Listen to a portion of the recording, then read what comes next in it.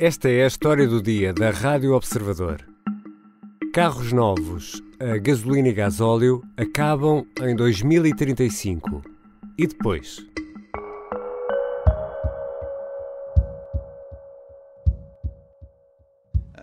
In that sense, we are neutral as far as the technology is used. What we want is zero-emission cars. Frans Timmermans é o vice-presidente da Comissão Europeia. É responsável pelo Plano Verde, o Green Deal, e é também o Comissário Europeu da Ação Climática. Depois de uma reunião de 16 horas dos ministros do Ambiente no Luxemburgo na semana passada, a União Europeia fechou a meta de acabar com a produção de carros novos que possam gerar emissões até 2035. Ou seja, é o adeus aos motores de combustão, gasolina e gasóleo. Hildegard Müller é a presidente da Associação da Indústria Automóvel Alemã e está irritada. Em entrevista ao jornal Die Welt, diz que a decisão de Bruxelas é precipitada. Por exemplo, não há meios para carregar todos os carros elétricos. Brauchen natürlich, um diese Autos zu kaufen, die Sicherheit, dass sie zum Beispiel eine Ladeinfrastruktur haben, die ausreichend ist, um an jedem Ort und an jeder Zeit auch laden zu können. Und hier sind wir weit davon entfernt.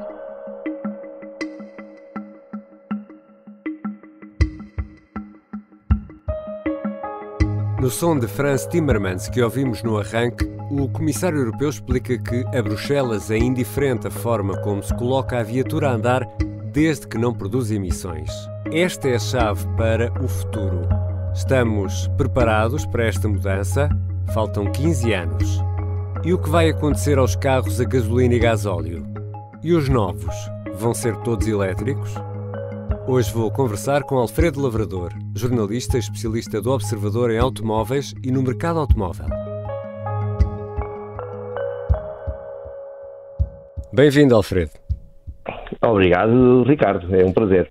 Alfredo, não vamos deitar já os carros e as motos fora, já vamos falar disso mais à frente. Vamos primeiro aqui tentar perceber o que é que está em cima da mesa. Qual é o ponto de situação nesta altura? Olha, houve várias demarches. Em 2021 foi apresentada uma proposta de lei, depois de muitos estudos e universidades metidas ao barulho e técnicas, etc., que propôs o fim da comercialização de veículos com motores a combustão, portanto, gasolina, diesel, GPL, gás natural, para 2035. Isso foi votado no Parlamento, foi aprovado, ou seja, todos os países votaram a favor, e depois, esta semana, teria que ser ratificado pelos diferentes países. O problema foi que, na segunda-feira, antes da ratificação, creio que foi na quarta, o Ministro das Finanças alemão, num encontro com industriais alemães, num evento organizado pelo lobby da indústria germânica, que é extremamente forte, como tu podes calcular, resolveu dizer que a Alemanha não ia ratificar aquela proposta de lei, tal como estava, porque prejudicava a indústria alemã. A sua colega do governo, que é a Ministra do Ambiente, que é dos Verdes, tirou-se ao ar, porque disse que de maneira nenhuma era o que faltava se o Ministro das Finanças pudesse a seu bel prazer alterar algo que tinha sido acordado em Conselho de Ministros, e instalou-se a confusão. E daí a curiosidade em torno de será que a Alemanha vai ratificar ou não a proposta de lei. Wenn das Paket dann das beinhaltet, was die Kommission vorgeschlagen hat, keine Zulassung von Autos, die CO2 ausstoßen nach 2035, dann werden wir zustimmen. Essa meta para 2035 está definida, até porque até 2030 o objetivo europeu é reduzir em 55% a emissão de gases que contribuem para o efeito estufa e depois, lá mais para 2050, a neutralidade carbónica. Estes anos já não estão assim tão longe. Alfredo, os nossos carros, os caminhões, os autocarros, quanto é que de CO2, de dióxido de carbono, atiram para a atmosfera? Podemos usar o verbo atirar, não sei. Se quiseres não ferir os mais sensíveis, podes falar em libertar. Em libertar, ok. Mas no fundo é a mesma coisa. Os motores a combustão produzem gases, uns que não são poluentes, outros que são poluentes. Entre os não poluentes está o dióxido de carbono, está o CO2, que não é um poluente, uma vez que nós exalamos, quando exalamos, libertamos CO2, e ninguém morre por isso, só que um excesso de CO2, os cientistas dizem que está associado ao aquecimento global. Mas o problema nos motores são os outros poluentes, esses sim poluentes, os outros gases que eles libertam, e aí estamos a falar das partículas, e que são cancerígenas, e dos NOx que provocam, para além de chuvas ácidas, provocam doenças de foro respiratório, circulatório. É horrível. Alfredo, só para termos aqui uma ideia, quando estamos a falar do CO2, do dióxido de carbono, estamos a falar de que quantidade, isto para o global destes gases que a Europa, a União Europeia quer diminuir? Valores exatos não te consigo dar, pelo menos agora. O que posso dizer é que os transportes rodoviários, e estamos a pôr tudo junto, portanto, veículos particulares, caminhões, tudo o que circula pelas estradas, são responsáveis por 14 a 15% das emissões de CO2. Atenção que a indústria geradora de energia elétrica é responsável por cerca de 40%, um bocadinho mais. O que é muito mais. Ora, a alternativa, e já que falaste de eletricidade, são os carros elétricos, é essa a alternativa? Porque ouvíamos no início deste episódio o Comissário Europeu dizer que para Bruxelas não importa bem o que é que faz o motor andar. O que é importante é a emissão zero. E há alternativas também aos elétricos, ou não? Os elétricos, não há, sabes que não há grandes alternativas aos motores de combustão, aos motores elétricos. Agora, eventualmente, o que ele estava a referir é que nem todos os veículos elétricos são a bateria, são alimentados por bateria. Portanto, a maior parte dos veículos elétricos que existem no mercado recarregam na rede elétrica nacional, no nosso caso, e armazenam energia na bateria e depois consomem-na enquanto se deslocam. Isso acontece em 99% dos casos. Mas há outro tipo de veículos elétricos que têm uma célula de combustível, a tradicional fuel cell, a hidrogênio, em que produzem energia a bordo, portanto tem um tanque com hidrogênio puro, porque o hidrogênio aí tem que estar quase a 99% de grau de pureza, geram energia e essa energia é alimentada diretamente ao motor, o que facilita a recarga. Só que do ponto de vista energético, é menos eficiente. Mas isso é um detalhe como outro qualquer. Muito menos eficiente é a gasolina e o gasóleo, e ela usa-se e é um sucesso. Mas depois também há os sintéticos, o e-fuel. Explica-nos lá que panóplia de soluções são estas. Há outros tipos de combustíveis sintéticos. Sempre existiram. Olha, por exemplo, dou-te uma informação que tu sabes, que é a Fórmula 1 hoje em dia, os Fórmula 1 já trabalham com uma percentagem de combustíveis sintéticos, e a partir de 2026 vai ser 100%. We think we can play a real leadership role in terms of reducing carbon emissions and ultimately eliminating carbon emissions from the combustion engine. And I think that is through both fuel technologies, biofuels, potentially down the road, things like hydrogen fuels, as well as energy recapture. Aliás, o Mundial de Rallys também, o WRC, também vai utilizar, já utiliza uma grande parte de combustíveis sintéticos, mas vai ser 100% sintético muito em breve, creio que em 2024 ou 2025. Mas os e-fuel ou os combustíveis sintéticos, o princípio é basicamente este. Uma gasolina ou um gasóleo é uma mistela, chamada assim, composta essencialmente por carbono e hidrogênio. Se fores ver, a fórmula química andará assim na casa do C6H12, é assim uma coisa do género. Depois, está claro, lamentavelmente, como aquilo vem do petróleo, e o petróleo vem de onde tu sabes, aquilo não é propriamente uma mistura que se faça em laboratório e que só tem estes dois componentes, lamentavelmente. E daí que depois surjam tudo o resto, os enxofres e tudo isso, que são os tais poluentes que se gostaria de evitar. O problema dos e-fuel é que quando tu abasteces um automóvel convencional, a gasolina, com gasolina sintética, a gasolina efetivamente foi produzida com carbono capturado do ar e hidrogênio produzido de forma verde, ou seja, com energia ou fotovoltaica ou eólica. O problema é que assim que o teu motor queima esse combustível sintético, o carbono que tu capturaste da atmosfera volta à atmosfera. Lamentavelmente. Ou seja, não ganhas nada com isso. Ou seja, e põe em causa aquela regra da emissão zero.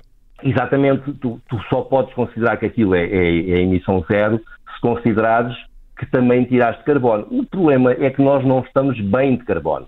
Nós estamos com excesso de carbono. Logo, o que nós temos é que reduzir a quantidade do carbono no ar. Não é apenas limitarmos a tirar o carbono no ar e depois voltar a colocá-lo no ar. Mas atenção, tem um problema, Ricardo, é que esses motores que queimam combustível sintético, para além do dióxido de carbono que voltam a colocar no ar, colocam outras coisas, como por exemplo NOx, como partículas, como os tais poluentes que não interessa de todo. Ou seja, faz todo o sentido os combustíveis sintéticos para os carros velhos. Os carros velhos quer dizer carros que já existam, que já tenham sido vendidos até 2035. Ok. Para pensar seriamente em depois de 2035 continuar a vender carros que são neutros em carbono, quando o que tu precisas é reduzir o teor de carbono na atmosfera, não faz muito sentido. E também ouvimos a senhora que representa a indústria alemã, e a indústria automóvel alemã tem marcas como Audi, BMW, Volkswagen, Porsche, Mercedes, bom, entre outros. Esta senhora que ouvimos no arranque do episódio está irritada porque diz que não há soluções, não há, por exemplo, meios para carregar os carros elétricos, todos estes carros elétricos a partir de 2035 na Alemanha, quanto mais na Europa toda. Isto é mesmo assim? Não há meios para fazer esta transição, Alfredo? É um bocado assim, mas se me permites, deixa-me só meter uma colherada. Quando se fala da indústria automóvel alemã, há, neste caso concreto, perante esta necessidade de limitar as emissões de CO2, tu podes considerar que há dois tipos de indústria alemã. Há aquela que investiu forte e feio para produzir muitos carros elétricos, que é o caso do grupo Volkswagen, portanto Volkswagen, a Audi, e depois há a Mercedes e a BMW, que investiu muito pouco na sua gama elétrica. Qual é a diferença? A diferença é que a Volkswagen tem fábricas de baterias que arrancou tarde para as fábricas de baterias, é um facto. Mas tem fábricas de baterias que estão a começar rapidamente, uma delas na Alemanha, outra vai ser na Espanha, ou seja, está a investir, grosso modo, investiu 25 mil milhões de euros. 25 mil milhões? 25 mil milhões. Há países que não gastam tanto. Mas, em compensação, isto porquê? Porque fizeram plataformas novas. Uma plataforma nova obriga-te a fazer uma fábrica nova custa facilmente 2 mil milhões, construir motores ou arranjar um fornecedor de motores. A Mercedes e a BMW sempre tiveram medo que todos estes grupos são riquíssimos, ou são riquíssimos no sentido de geram lucros há dezenas de anos, nem há memória, se quer se diga. Mesmo aquele ano em que a Volkswagen teve que pagar aquelas multas enormes por causa do Dieselgate, ela deu lucro, de maneira que estás a ver o tipo de folga financeira que eles têm. São grupos muito fortes, muito bem geridos e produzem muito e há muitos anos. De maneira que são grupos sólidos. Mas dizia-te eu que a Volkswagen investiu imenso na mobilidade elétrica, criando fábricas, plataformas, motores e baterias. A BMW e a Mercedes nunca verdadeiramente acreditaram que isto fosse para a frente tão rapidamente. De maneira que estão a construir os seus veículos elétricos com base nos modelos que possuem gasolina e gasóleo, adaptando-os, ou seja, cortam o fundo do carro, metem lá uma bateria e etc.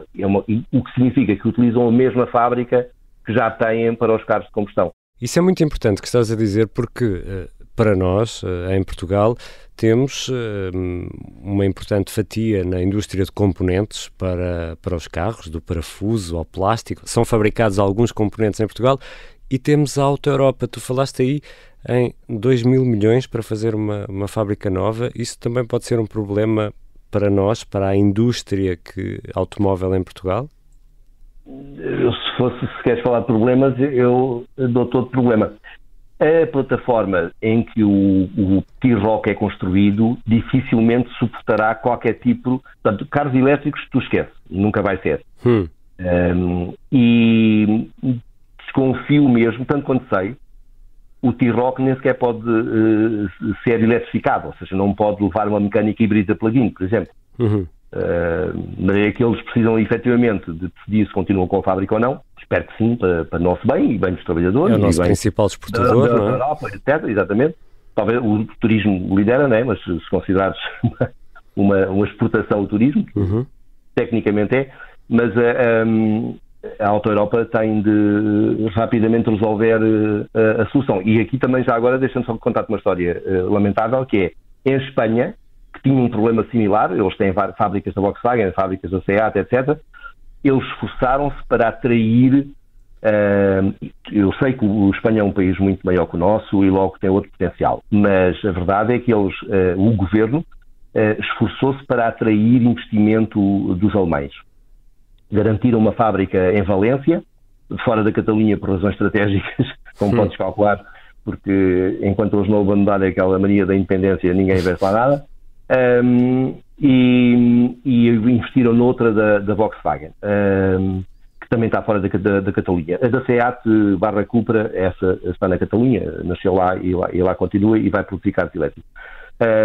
Agora, em compensação, nós fizemos muito pouco e nem conseguimos explorar o lítio que temos. Os espanhóis já anunciaram que vão explorar lítio para alimentar as fábricas de baterias que, entretanto, conseguiram atrair. E esta norma é para carros novos, em 2035, e os velhos? Ora, se eu comprar um carro hoje, daqueles híbridos, os híbridos da moda, e como até sou uma pessoa... Os híbridos plug-in. Exatamente, sou uma pessoa poupadinha e vou ficar com o carro assim 20 anos. Em 2035 ainda vou poder usar este meu carro, que hoje é muito moderno e que promete gastar muito pouco? Tal como está a lei hoje em dia, sem dúvida. O teu carro... Aliás, tu mesmo no arranque da peça introduziste aí os dados necessários, que é, a partir de 2035 não há carros novos com motores de combustão. Fica a prever aquela história dos combustíveis sintéticos falados. A partir de 2050 não podem circular, mas a partir de 2035 todos os carros que, se comprares hoje um carro a gasóleo, continuas a andar nele livremente. É possível que te feche o centro de algumas cidades, sobretudo as grandes, mas isso já acontece hoje em dia, com alguns carros mais poluentes e mais antigos, mas é tudo o que vai acontecer. Os carros vão continuar a poder circular pelo menos até 2050. Ou seja, um carro que compras hoje até 2050 não vai estar em muito bom estado. Exato. Ou seja, Alfredo, não há aqui inversão de marcha possível neste caminho para reduzir as emissões, e ainda bem, em nome do planeta e também da nossa saúde. A questão aqui é, 2035 é uma meta realista para uma transição, vamos aqui adotar uma metáfora automobilística, para uma transição suave de caixa, ou isto vai ser um daqueles pregos, quando estamos a passar de terceira para a segunda, que o carro até arranha? Eu acho que está a arranhar agora. Entretanto, já está a arranhar tudo aquilo que vai arranhar. Não nota que, por exemplo, a maior parte dos construtores já anunciaram que não vão desenvolver nem mais um motor de combustão. Atenção, não quer dizer que não vão construir.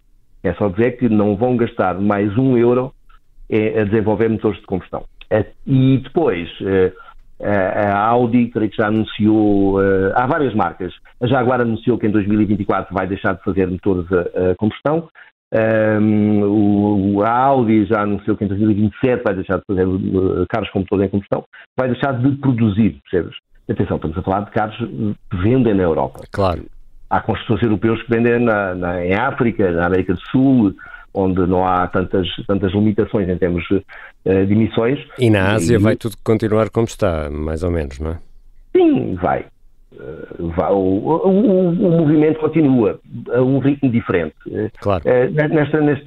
Nesta luta contra as emissões, não na geração de energia etc., mas nos veículos, o mercado mais exigente acaba por ser a China e a Europa vem a seguir.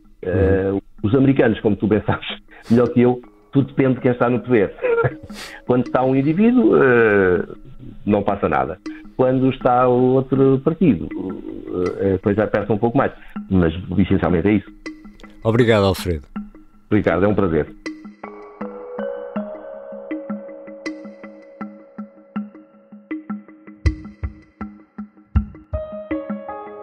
Alfredo Lavrador é jornalista, especialista em automóveis e também no mercado automóvel.